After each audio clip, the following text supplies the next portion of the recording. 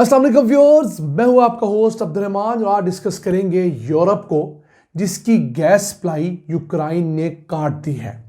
जी हाँ, यूरोप को कुछ अर्सा कबल तक 35% गैस रूस से मुहैया की जाती थी और उस गैस का बड़ा हिस्सा यूरोप के अंदर बरास्ता यूक्रेन आने वाली गैस पाइपलाइन के ज़रिए पहुंचाया जाता था। लेकिन जनवरी 2025 के अंदर वो मुआहदा ख़त्म हुआ जिसके तहत यूक्रेन रूसी गैस यूरोप तक पहुंचाने का पाबंद था।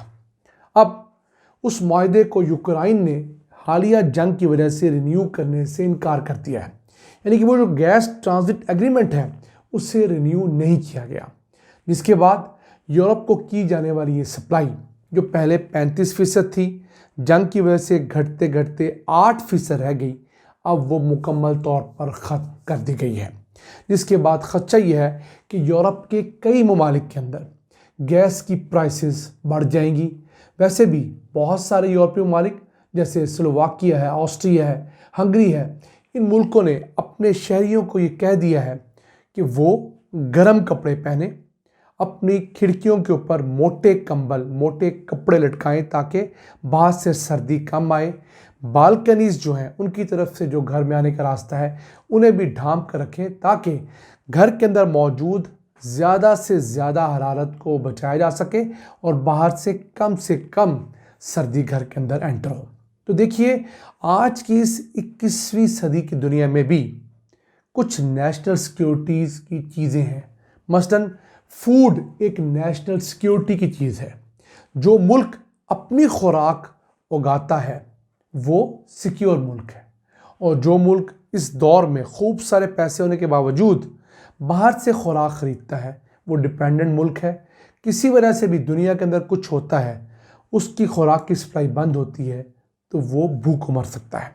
फिर इसके अलावा दूसरी बड़ी चीज़ वो आपकी एनर्जी की डिमांड है, यानी यूरोप के वो मुल्क जो अब भी इस तमाम जंग के बावजूद रूसी गैस पर डिपेंडेंट थे, अब उनकी गैस सप्लाई बंद हुई है।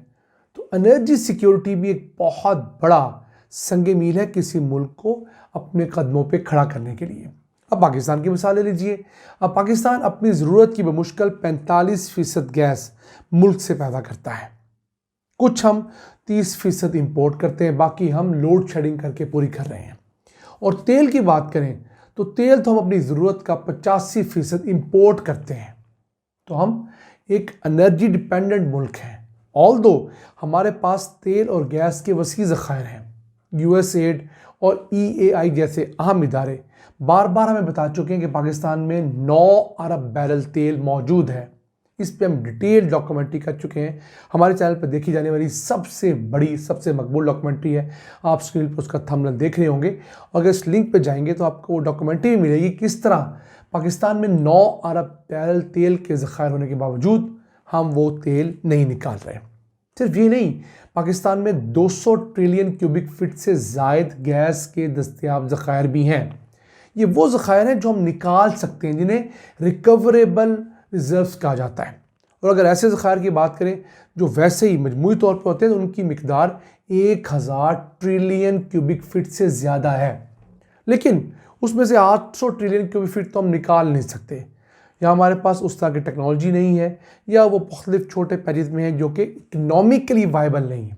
लेकिन इसके बावजूद अगर हम हर साल $17 बिलियन का तेल और गैस इंपोर्ट करते हैं तो एक तरफ ये $17 बिलियन हर साल हमारी जेब से निकलते हैं, हमारी मईशत को तबाह करते हैं। दूसरी तरफ हम डिपेंडेंट हैं उन मुल्कों के जो हमें तेल और गैस दे रहे हैं। अब रूस जैसा मुल्क जिसकी बड़ी तगड़ी इकॉनमी कंसिडर होती है और दुनिया का बड़ा तेल और गैस पैदा करने वाला मुल्क है, उसे इस एक एग्रीमेंट के दोबारा साइन ना होने की वजह से $5 बिलियन का लॉस होगा। जी हाँ, रूस $5 बिलियन की गैस इन बुरे हालात में भी यूरोप को एक्सपोर्ट किया करता था। आज से 5 साल पहले यूरोप को 65 billion cubic metre gas export की जाती थी रूस की तरफ से। वो शरह घटते घटते घटते 15 बिलियन क्यूबिक मीटर तक रह गई थी। अब रूस ने जो यूरोप की मंडी काबू की थी उस पर 40 साल इन्वेस्टमेंट की थी, यानी रूस अपनी गैस फील्ड को डेवलप करने के ऊपर पाइपलाइन बिछाने के ऊपर, मंडियों तक रसाई के ऊपर 40 साल खर्च कर चुका है। लेकिन एक जंग ने, यूक्रेन के साथ उस फड्डे ने पूरी इकोनॉमी को एक लिहाज से बहुत बुरे तरीके से हर्ट किया है। अब इस गैस की तरसील ना होने की वजह से यूक्रेन को भी नुकसान होगा। यूक्रेन हर साल $1 बिलियन का ट्रांजिट फी लिया करता था रूस से जंग के बावजूद। कैसी बात है, जंग को शुरू हुए 2 साल से जायद अरसा हो चुका है, बल्कि 3 साल मुकम्मल होने को है। इस दौरान भी रूस से गैस बरास्ता यूक्रेन यूरोप को जाती रही। अब यूक्रेन ने उस नुकसान को पूरा करने के लिए अपनी मुकामी आबादी की जो गैस की प्राइसेस हैं उन्हें तकरीबन कुछ 4 गुना बढ़ाने का ऐलान किया है और कौम से फिर कुर्बानी मांगी है। यूरोप के बहुत सारे मुल्क ऑलरेडी गैस का दीगर ज़राए से बंदोबस्त कर चुके हैं। मसलन नॉर्वे से गैस पाइपलाइन बिछ चुकी हैं, फिर कतर से LNG और अमेरिका से भी LNG का बंदोबस्त बहुत सारे मुल्कों ने कर लिया है। लेकिन आपको बताने का और हमारे अरबाब इख्तियार तक ये बात पहुंचाने का मकसद ये है कि जो मुल्क अपनी एनर्जी की नीड्स के अंदर पूरा नहीं होता वो भी दुनिया के अंदर किसी काबिल नहीं होता। इसी तरह आपकी जो डिफेंस की सिक्योरिटी है वो तो है ही है। आपको अगर डिफेंस के मैदान में तगड़ा होना है तो डिफेंस के साथ साथ आपको फूड के मैदान में भी तगड़ा होना होगा।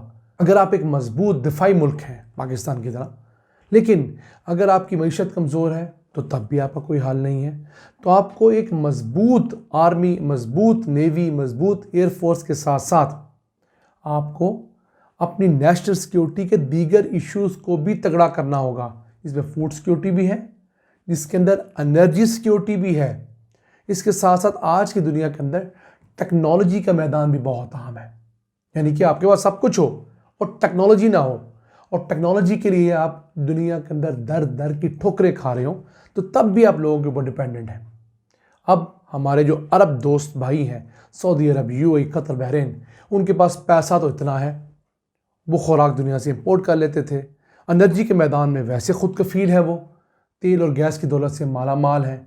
हाँ, उन्हें जो डिफेंस की सिक्योरिटी अमेरिका ने और यूरोपीय राइज ने दी, लेकिन एक चीज़ उन्हें अब फील हो रही है कि उनके पास अपने यहाँ टेक्नोलॉजी नहीं है, वो टेक्नोलॉजी के लिए डिपेंडेंट है। तो आज के दुनिया में तो आप जिस कंपनी से गाड़ी लेते हैं उस कंपनी के पास अब ये भी इख्तियार है कि वो जब चाहे आपकी गाड़ी बंद करते हैं। मसलन टेस्ला ने जो साइबर ट्रक बनाया है इलॉन मस्क ने, उसके बारे में ही कहा जाता है कि वो जब चाहे, जहाँ चाहे, जिस मुल्क में भी आप वो साइबर ट्रक चला रहे हैं उसे बंद कर सकते हैं, उसका एक्सेस उनके पास है। तो अब आप किसी और मुल्क की गाड़ी इस्तेमाल करेंगे, उसके साथ आपकी दुश्मनी होगी, वो आपकी गाड़ियाँ बंद कर देंगे, आपके ट्रक्स बंद कर देंगे, आपका पूरा निज़ाम बंद कर देंगे। तो टेक्नोलॉजी भी एक ऐसा सिक्योरिटी का वॉरफेयर का हेड है जहाँ पर अगर आप इन्वेस्ट नहीं करेंगे तो आप इस बदलती हुई दुनिया में कहीं खड़े नहीं हो सकते। तो हमारे लिए सोचने का मुकाम है, ध्यान करने का मुकाम है और अपने आप को स्ट्रीमलाइन करने का वक्त आ चुका है। अपने मेज़बान अब्दुर्रहमान को इजाज़त दीजिए। अल्लाह ने के बाद।